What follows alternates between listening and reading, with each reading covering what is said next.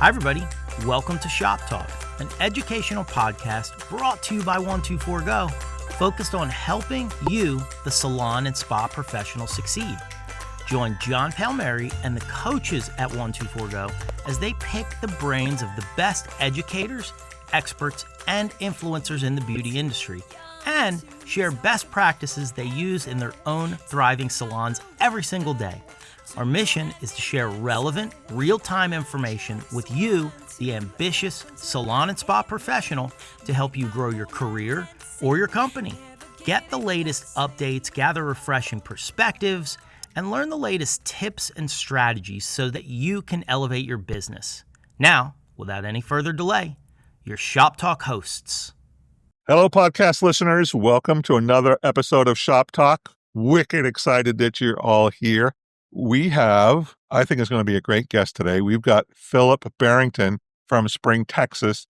Philip's in finance, and one of the things that I think we struggle with as salon owners is not only figuring out what our finances look like on a day-to-day basis, but what they look like long-term, like saving money for taxes, saving money for retirement, just being better with our money in general. So Philip's going to help us today because we're going to talk about some finance regarding salons and spas.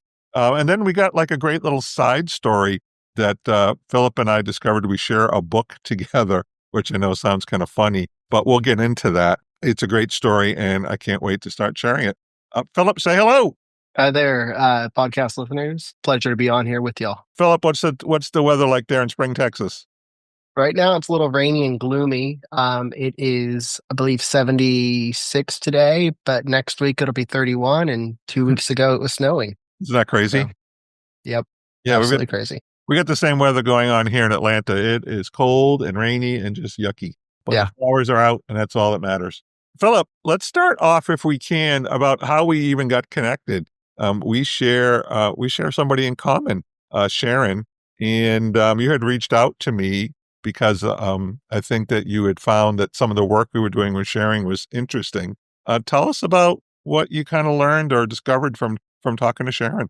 Yeah, so funny anecdote on how Sharon and I connected is we used to be in the same office complex, and I would go on a 2-mile walk or 2-mile appointment instead of a 1 hour appointment.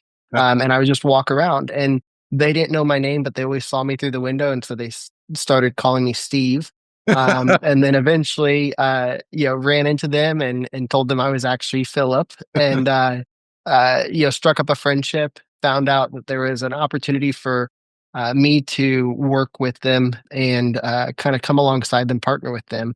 And, I've been involved on the other side of the hair industry like everybody else, but very curiously for the past 21 years since I decided to grow my hair out and didn't trust the big brand salons. And so for me, there was a lot of empathy, but coming into it, learning from each other and talking with her, I think mid to late last year, Sharon told me that she was working with this fantastic person named John Palmieri, and that he was a mentor and a coach for her. Mm-hmm. And a lot of the things that she said that you were working with her on were things that I completely agreed with, and all of them actually. But a lot of them were things that I was thinking, yes, I'm so glad that you're talking and thinking this way. And so we started to work together and kind of try to align with you. And so my goals are when I work with clients is, I don't want to mess up their tax situation, and I don't want to mess up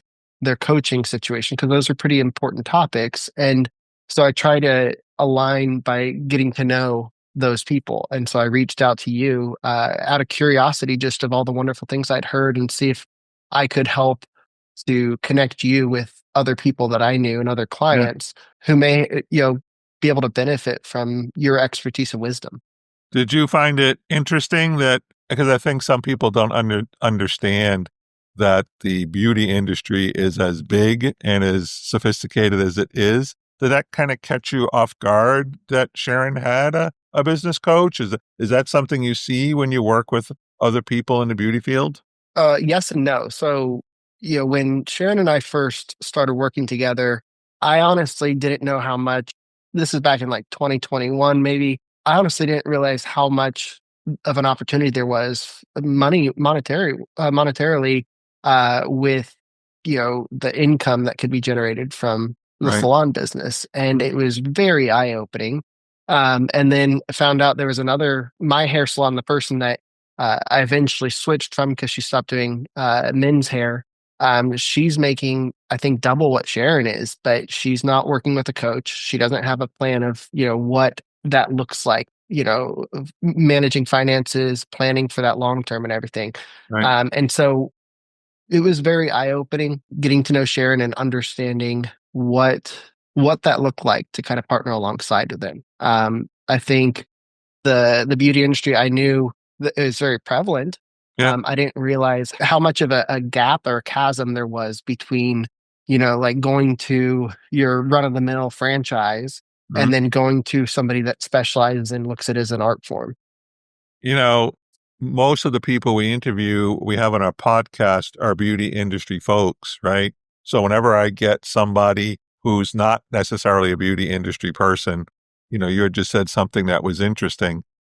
Tell us about that from a consumer standpoint. What do you see the differences between, you just said one who's doing this as an artist and maybe your, more standard, value price salons that you may have visited in the past? Like, I know this sounds silly, but you can tell a difference? Oh yeah. I mean, I get my son's haircut at I won't say the name, but I'll say a synonym, Good Clips. And I get his haircut there.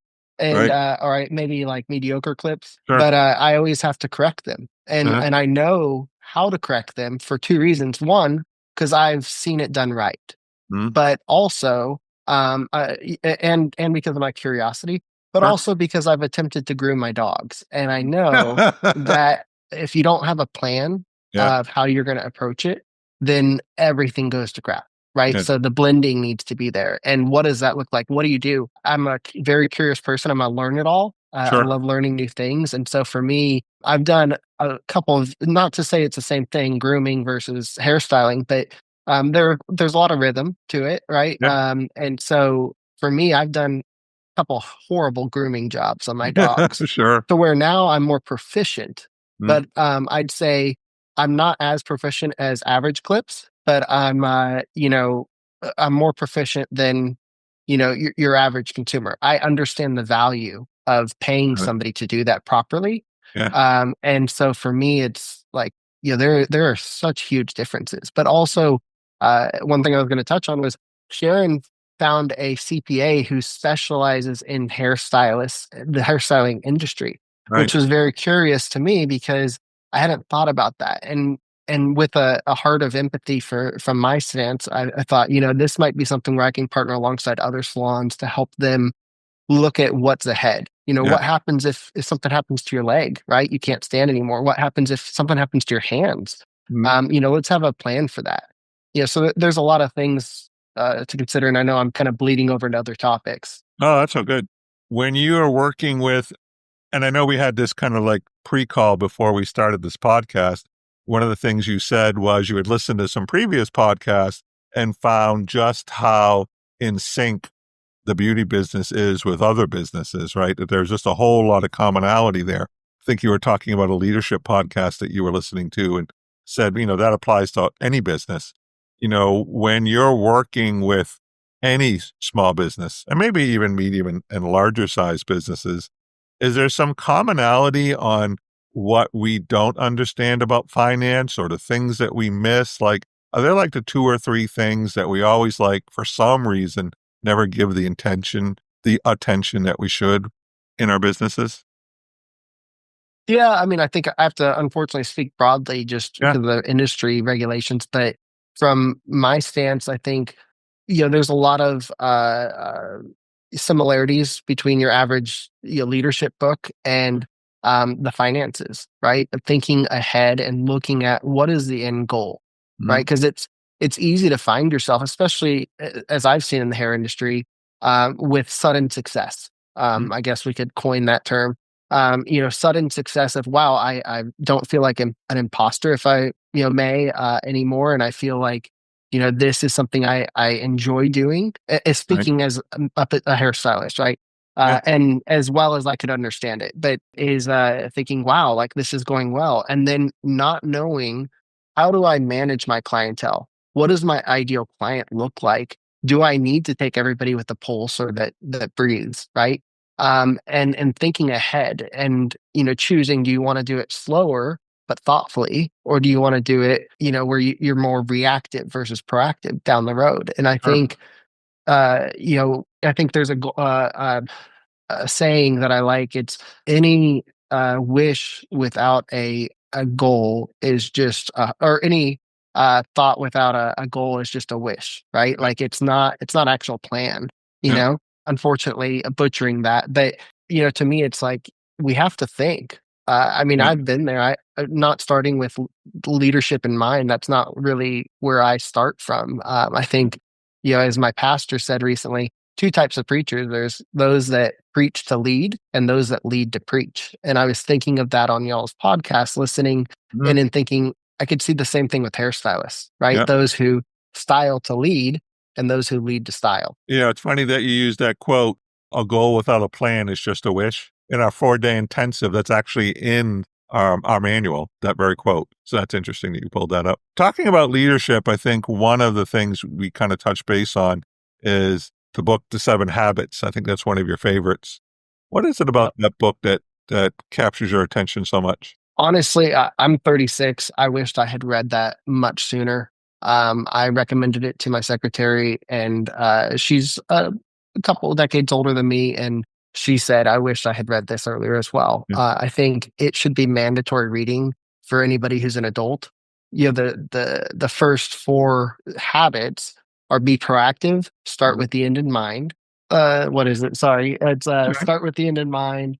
Be proactive, and fumbling through that. But I think for me, it's just thinking about like, what do I want out of this? Oh, be proactive and put first things first. Sorry. Got it. So just to consolidate it all, the 7 habits are the first 4 of the 7 habits are: be proactive, start with the end in mind, put first things first, and man, I just forgot it again. That's okay. That's why we have editors, right? Yeah. So, but start with the end in mind, be proactive, put first things first. So, the first 4 habits of the 7 habits that really hit hard for me were: be proactive, start with the end in mind, put first things first, and we're going to have to edit this again. That's What was it? Be okay. proactive, be Yeah. proactive, put First things first things first. first, start with the end in mind, and what? I don't actually know the 4. Hold on, sorry. Crack open We're gonna that have book and to, take a look. yeah. So begin with the end in mind, put first things first, be proactive. Oh, it's only the first 3. Sorry. Got it. So going back to restating that. So out of the 7 habits, I think the first 3 are the ones that hit the hardest for me. Mhm. Be proactive, begin with the end in mind, and put first things first. And I found myself not doing a number of those. Being proactive somewhat, but on the matrix of high urgency, low urgency, high priority, low priority, I found myself wasting a lot of time. And as a hairstylist, I can only imagine like times even more of the essence, because you don't get a whole lot of it without somebody in the chair. And so setting time up for you to grow, right? To have feedback conversations with those you work with, and just to have real conversations, honestly, not even just feedback, but to get to know them. You spend, and again, I'm assuming because I'm only been in the chair, not behind the chair. But you, from what I've seen, y'all spend so much time hearing other people, listening, and Mhm. and being coaches in and of itself, kind of, and you have to have that time to pour back into yourself, right? To receive and to build those genuine relationships that you work so hard with every day. Sure. I think, one of the things you bring up is an important point that for many of us, stylists, estheticians, massage therapists, etc., we spend so much time working with our guests, right? That it's really hard to get away from that and do a better job of running your business. Being proactive, making first things first. When is there time to do that when you're servicing guests? And I think that's the challenge all of us as technicians have. I have time to do my business. I don't have time to work on my business. Two separate things. When we talk about leadership as a whole, which is one of our favorite topics, you and I had gotten in a conversation because I'm not really quite sure how we got there, to be honest. But in that conversation, we were talking about your dad a little bit, and you were talking about how maybe growing up, you weren't necessarily quite, in tune with where your dad was, in his brain, where he was taking his life and, what the expectations were for you. And then you had a real interesting encounter a little bit later on. Can you talk about that a bit? Sure. Yeah. So, my dad, the way I describe my dad, and this is still to this day the way I describe him. Mm. But, up until this conversation that I had with the person I'll mention, I always describe my dad as he's 6'8", so he's never been challenged in height or opinion. Sure. And yeah, he and I grew up. I grew up building hot rods, and my dad still does. We live 4 doors down from each other, my parents and my wife and I. And I do a lot of woodworking. He does a lot of metalworking, and together we work on both. But he, growing up, it was very frustrating being his son at times because he would have this very stubborn aura of like, this is how we're going to do it, even if I felt like I had a really good idea to offer up for him. Sure. And then eventually I found that like a couple hours later, we'd be doing the thing I was suggesting. And so I built up this stigma of who my dad was. Sure. And I used to joke that, man, I'd love for if it was possible, and it's not, to do a sociology study of my dad and see how his stubbornness Right. negatively impacted his trajectory in his career. Yeah. And so I'm a person that believes in something. I used to work for Apple, and they coach fearless feedback. You can give feedback to anybody. You just need to do it the proper way and the type of proper setting. And so I have a heart for that. And I will reach out to people and just tell them, your friends, whoever, hey, I just wanted you to know that when you did this or when you said this, that had a tremendous impact on me. And I just wanted to thank you for it and let you know that. And so my dad worked for a company called Mustang in oil and gas in Houston. And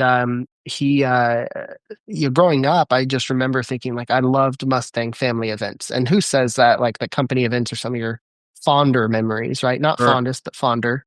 And so I came across this guy's post on LinkedIn named Bill Higgs, and I didn't recognize the name, but he talked about Mustang and the culture and how important that was for them. And I realized, oh, this is the founder of Mustang. And I thought this is perfect opportunity for me to exercise that fearless feedback and message him without the expectation of reply Sure. and say, hey, I just wanted to let you know that what you sought out to do with Mustang, you achieved. Some of my fond memories with my dad and my parents as a kid were Mustang family events. And that's crazy to say. And you don't have to reply. I just wanted to let you know my dad still works there. You hope you have a wonderful week and rest of the year. And he replied back. And I think I even said that my dad's, 6'8", so he's never been challenged in height or opinion. Yeah. And he replied back, are you as tall as Jay? Which is my dad. And I just felt so suddenly seen. Like this guy who I respect without any reason to, because I didn't know him except for from this post. And I suddenly had all this respect. And I was, doing this service to my dad, who I know well and didn't have as much respect. And it felt very humbling. And so I replied, I must have not said the, challenged in height or opinion, because I replied back thinking I was throwing a jab that was, just kind of fun and playful. I said, he said, I hope your dad and mom are doing well. Or I said, my dad is just as stubborn as always, probably retire pretty soon. And he said, your dad had a tremendous impact on us, creating a repeatable process early on at Mustang. And I believe I named him in my first book. And at that point, I just started crying and thinking, who am I to judge my dad? Like this guy that has made millions and millions of dollars and, retired early, created this wonderful culture. And, I've disrespected my dad for so long, not outrightly, but just Sure. thinking like, I've done him a disservice. And, it just humbled me. And I realized, I don't have the whole picture. But I want it.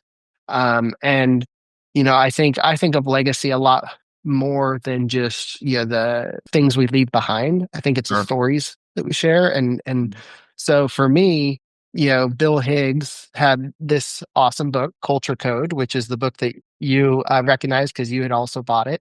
Yeah, Um, because when we were having a conversation and you said culture code, and I was like, I got that book. And I ran over to my bookcase and there it was. And I was like, there was an instant connection there of understanding the value of culture because it's so big, I believe, in any business, that you've got to develop a culture for your team. But for you, that must have been quite an interesting discovery, right? That the owner of this company felt your dad had an irreplaceable effect on the culture of Mustang, right? Yeah. And, it's funny. I reached out to him. My dad retired in May of 2024. And I reached out to Bill and I said, hey, I just wanted to let you know my dad's retiring after 32 years with Mustang. And, here's his phone number if you wanted to give him a call. Yeah. And I said, and then I reached out and I said, hey, by the way, I was trying to find your book online, but Mhm. all I can find are used copies because it's out of print. Do Mhm. you happen to have one I can buy from you? And he said, what's your address? I'll do you one better. I'll send you one. And he signed it and, expressed his gratitude for my dad. And it just, touched me so much. He sent me a copy of Culture Code, signed as well with a note in it. And it's something I'll never forget because, to me, that conversation forever changed the trajectory of my relationship with my father. Sure. And, I think getting into the theme of conversations, which is a huge, maybe I'd probably be too bold to say, like underappreciated Yeah. aspect of the beauty industry. Mhm. But beauty industry people are just they're vaults for Mhm. these amazing stories, right? Right. And so, if I may Yeah, mention please. my legacy thing, so one of the things that conversation with Bill Higgs prompted me was to think about legacy differently. And Mhm. so, I thought about, man, if I had never heard that conversation, Mhm. my dad's and my relationship would have never been as wonderful as it is now. Sure. And I would have been at a severe disservice. And so I thought, you know what? I'm going to pursue going forward when I have random conversations, which I always do, Mhm. reaching out to people just to seek a good conversation with someone. I'm going to position something to them if the conversation starts to get really good, is going to say, hey, I look at legacy as something different than most. And for me, you know, I want my kids to know who I was. If Mhm. something were to happen to me now, I hope it doesn't anytime soon, Sure.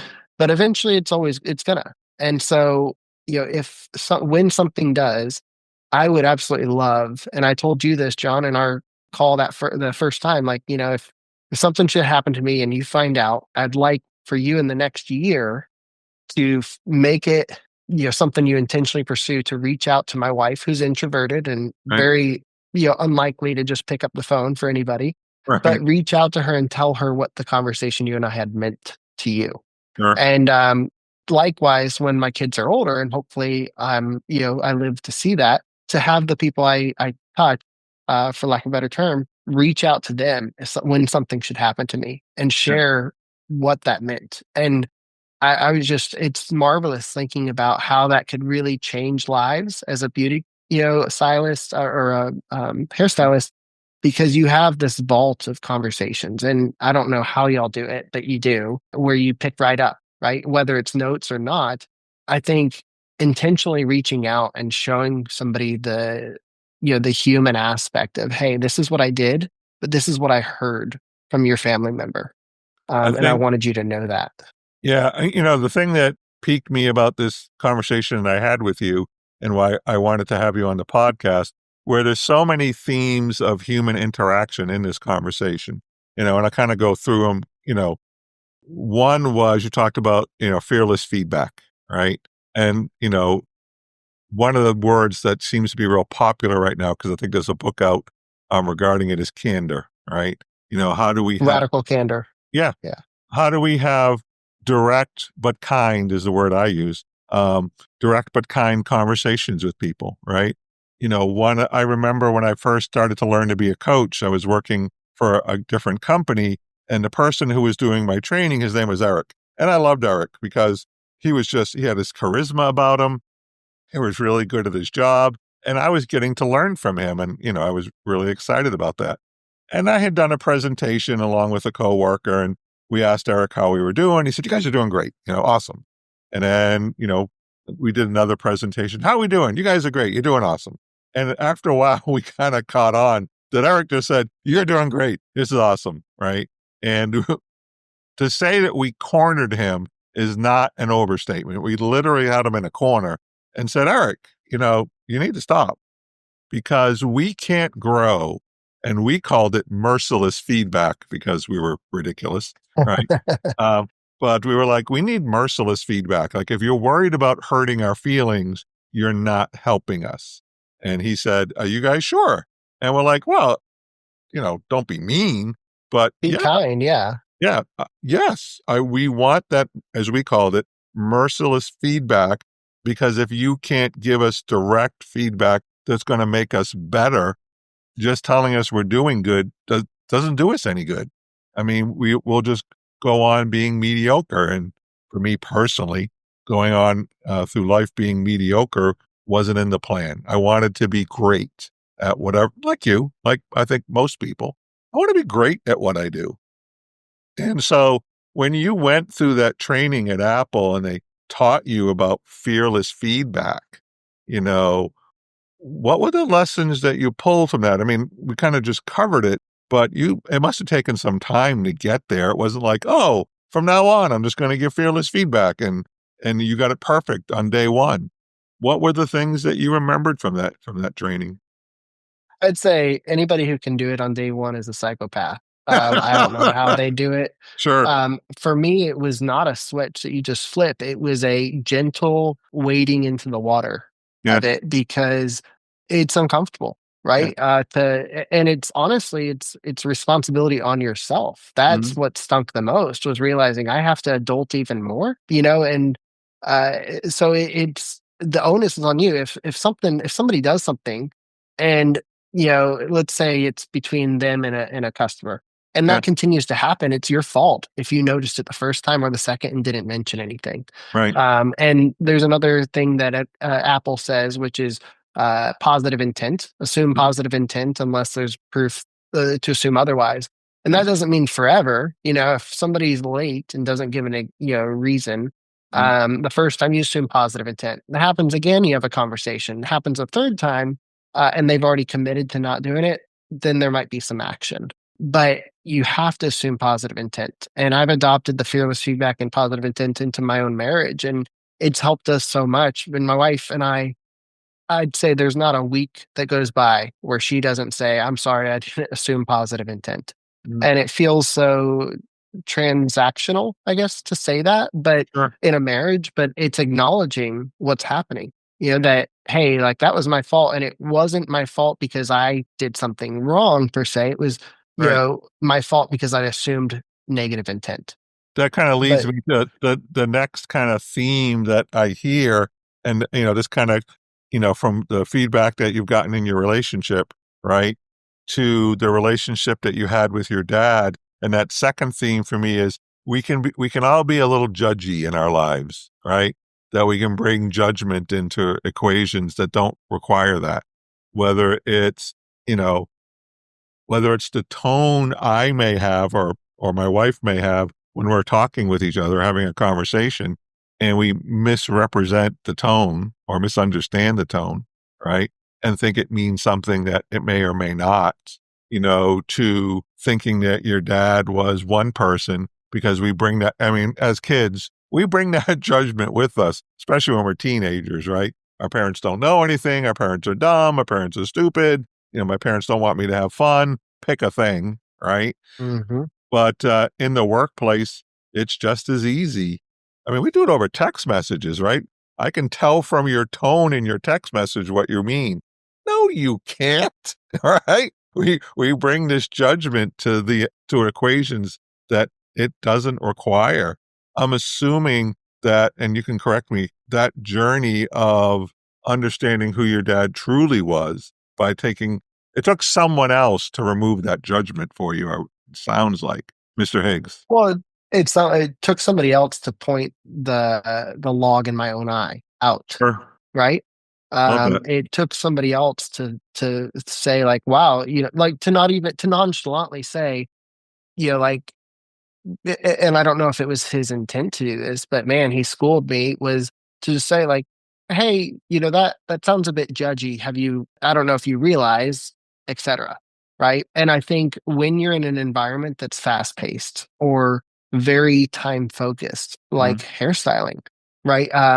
It becomes easy to just push it down the road. And one of the things you said in a number of the podcasts that I listened to from Shop Talk was, like if you just wait, if you let time go by, and I'm paraphrasing, but you let time go by, it's just going to get worse. Yeah. And so that's where the onus is on us to actually make that intentional time to Mhm. step aside and say, hey, I heard you say this, right? And you can overhear conversations at a hair salon all the time. I do it, right? Right. But to say, hey, I heard you say this, and I noticed that the body language tensed up, right? Or this, right? If you can see that under a smock, to point that out and help them to grow, Yeah. especially with, as you mentioned also on other podcasts like Gen Z, right? Yeah. Yeah, I'm a millennial, but Gen X, I mean, anybody who's new and anybody who's been in it a while, right? There may be either hard set habits, like that of me and my father's relationship, or there may be unlearned, habits that are just starting to be built Yeah. that could be coached or coaxed out. Either way, it's something that you have to do the service to the Right. person to bring it forward. I want to touch base on one more theme because like I said, there's a bunch of themes in this conversation I picked up on, and that last one is legacy, right? And you had said in it, and I have to tell you, I'm honored for the opportunity where if anything ever happened to me, please reach out to my wife, maybe my kids, depending on how old they are, right? And let them know about conversations we've had. Let them know about, even as short term as it may or may not have been, what that interaction between us was like, because it goes back to that: do we really truly understand the people in our lives? Do we truly really know them? And I think that when you have other people who know a different side of you, it kind of allows you to paint a fuller picture of that person you care or love about. Yet when we talk about legacy, you said you're in your 30s, politely, 30s is kind of young to be thinking about legacy, but obviously it's in your brain, right? Or maybe, you know, projecting that. It seemed early for me to be thinking about legacy in my 30s, right? Maybe not for other people. Yet why is that important? Why did that hit such a nerve? Maybe not nerve, but make such a point with you? Well, I think it goes back to, and it's not just one industry, right? Sure. But hairstyling, it's such a glaringly obvious thing to me is, Mhm. like you're one accident away from losing a finger, right? Sure. Hurting your wrist, right? What have you? And if you don't have a plan for what happens then, Sure. right? If I mean, successful hairstylist could be the breadwinner of the family Right. easily, a Yeah. couple times over. And so it's, well, what happens if that falls off all of a sudden, Mhm. right? How do you continue on your lifestyle? How do you help somebody live? How does somebody live an independent and dignified retirement Mhm. if they haven't set themselves up for it? Sure.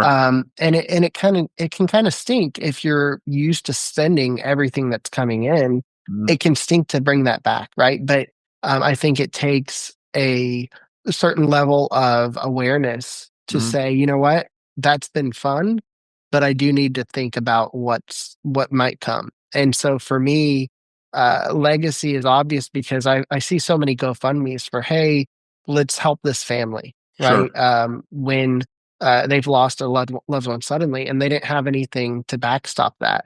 Right. And there's a number of different things you can choose, but for me, it's like I hate seeing that, right? Like my heart goes out to them. I feel for them and I pray for them, but there is a better way, right? And it doesn't have to be a massive burden to a person. And so to me, it's just thinking like, what do I want to leave behind? To me, the way I look at my business, I call it my joy perspective. Mhm. Is I say, I only the way I look at my business is I only make a paycheck twice a month. The rest of the time, the only thing I bring home to my wife and kids is joy. So that's how I determine where I put my time and who I put it with.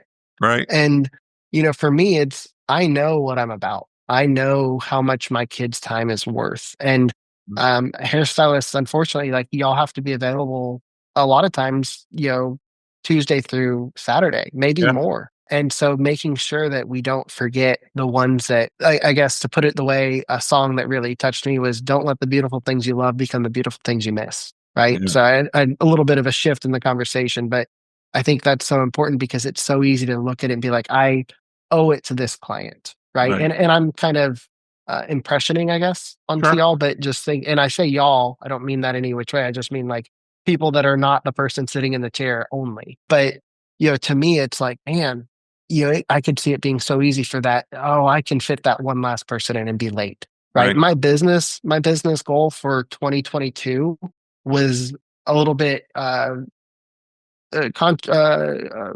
guess countercultural. Yeah. Normally it'd be bring in this many assets or make this much, right? Right. Various things like that, bring on this many clients.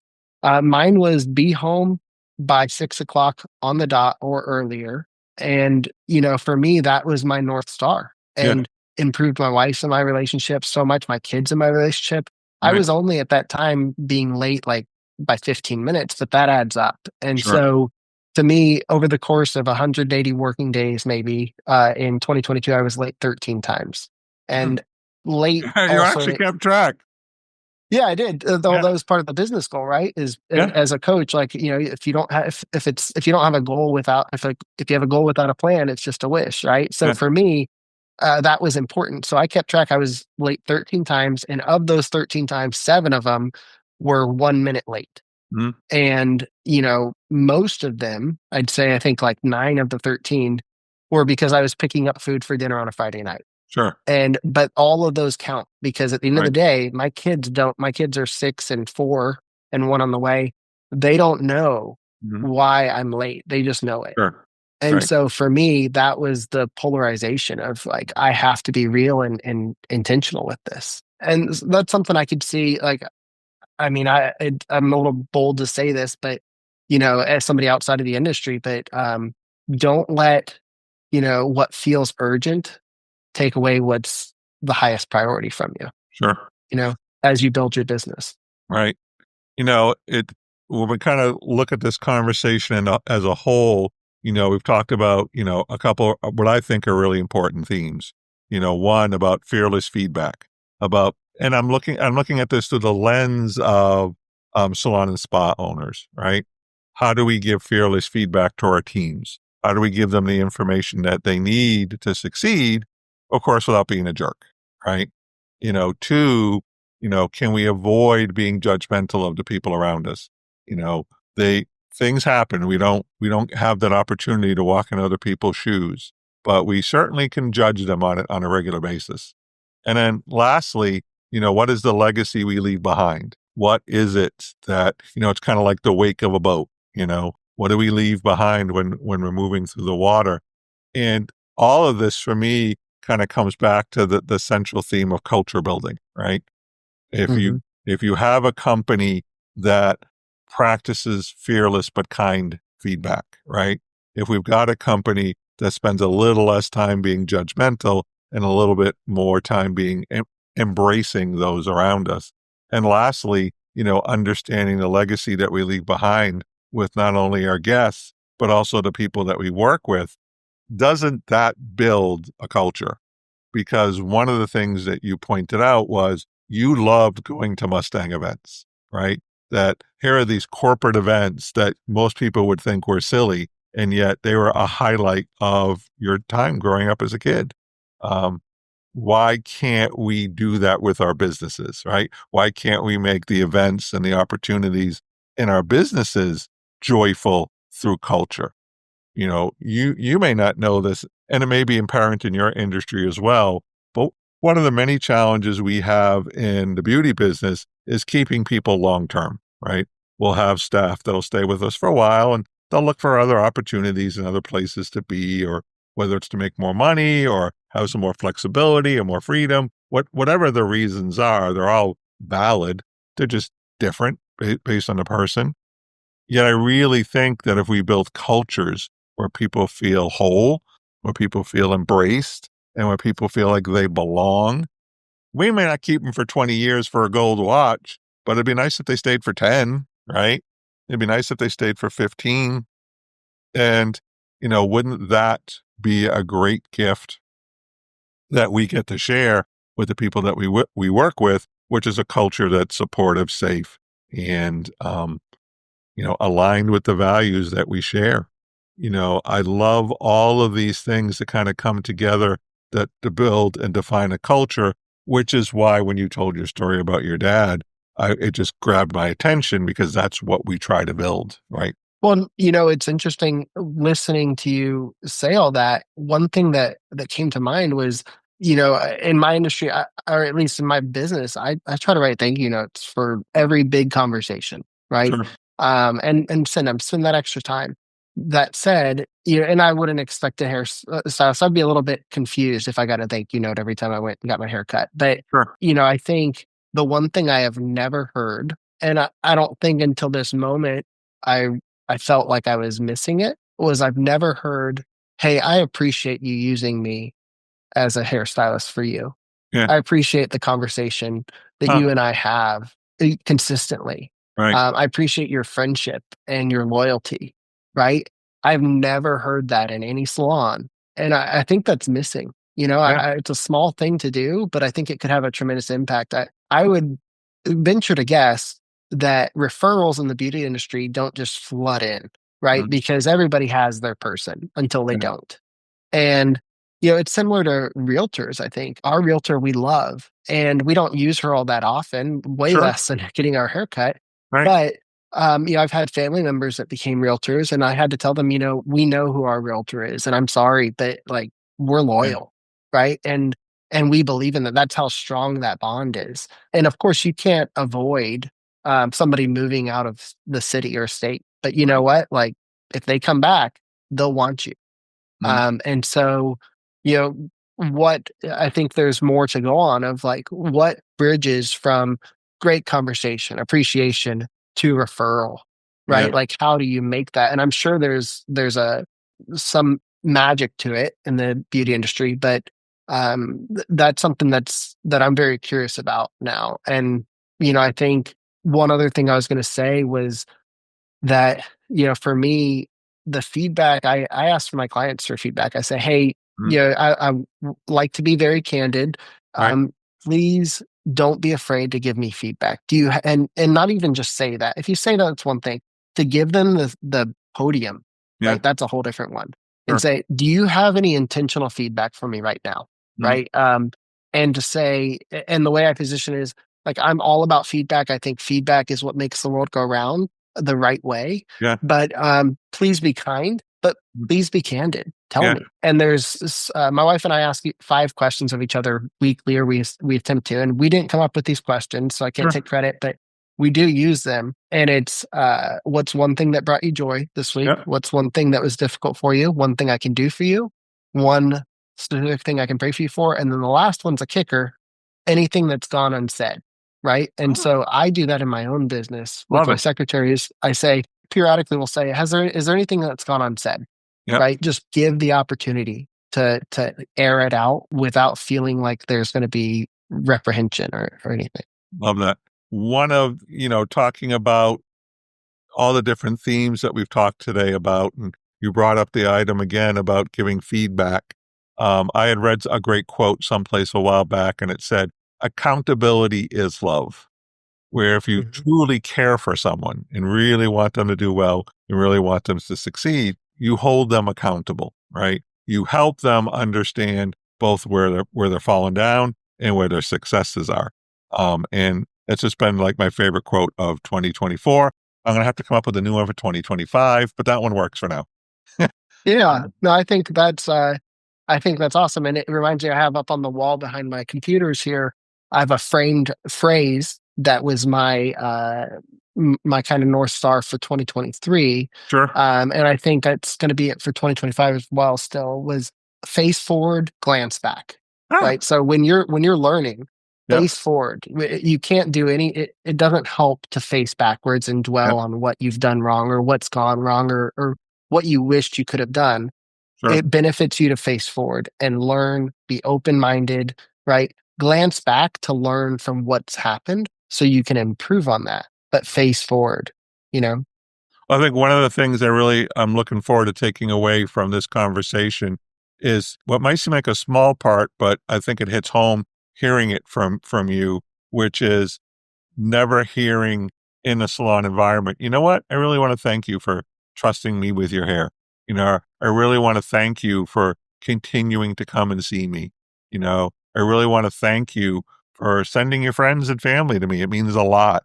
I think we get so caught up in the doing, and most of the time, not all the time, the conversation between a guest and a stylist or an esthetician can be personal, right? Because at this point, we know each other quite well. I had read someplace that gratitude was the shortest lived of all emotions. You can be mad at somebody for 20 years. Gratitude lasts about 15 minutes, and then we forget about it, right? And I think that's a nice way to practice some gratitude is when you have a guest in your chair, just remember to say thank you. I think that not only is it good for you to show some gratitude, but I think it's incumbent that we all share a little kindness with each other. And that's a great way to do it. Yeah. There's uh, a quote I have up on a whiteboard over here that's trust is earned in drops and it's lost in buckets. Oh, I love that one too. Yeah. And, to me, it's wow. Like, it's very symbolic of what happens getting your hair styled or cut, Yeah. right? Is that you talk through things, you get to know somebody, and that's great. And then you come back and you do it again and you build on that, right? And then suddenly things start to grow where you remember the various things and you can call out themes that happened before that maybe aren't prevalent in the current conversation that are relevant. Sure. And so that's where it's, I think so important. Whatever you have to do to maintain that presence is so important. Because for me, I think the world of my hairstylist because she remembers everything. And I'm pretty sure she doesn't take notes. Right. And, I don't know how it's done. But man, I can't tell you. It's a trade secret. yeah, exactly. So I'm going to have to, sign up to be a assistant or something to learn, right? Yeah. Yeah.